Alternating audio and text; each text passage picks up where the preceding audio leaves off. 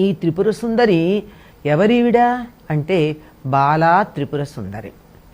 బాల ఎవరి బాల? భండాసుర సంహార సమయంలో లలిత పరాభట్టారిక యుద్ధానికి బయలుదేరి వెడితే భండాసురుడు తన కొడుకులు 30 మందిని యుద్ధానికి పంపించాడు. పిల్లలు యుద్ధానికి వచ్చినప్పుడు తాను వెళ్ళడం ఏం బాగుంటుంది?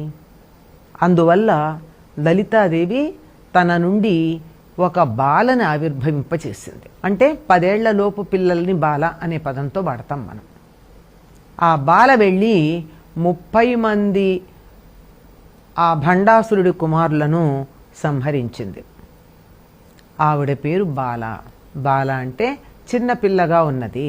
అంటే చిన్న పిల్లగా ఉండి అంతమందిని సంహరించినటువంటి మహాశక్తి స్వరూపిణి ఎవరంటే అమ్మవారికి బాలకి భేదం ఏం లేదు. తన నుండి ఆవిర్భవించినటువంటి శక్తే ఆ బాల. ఆవిడ వెళ్ళి యుద్ధం చేసింది. మొట్టమొదటి రోజున ఆ బాలగా అమ్మవారిని ఆరాధించటం ఉంటుంది.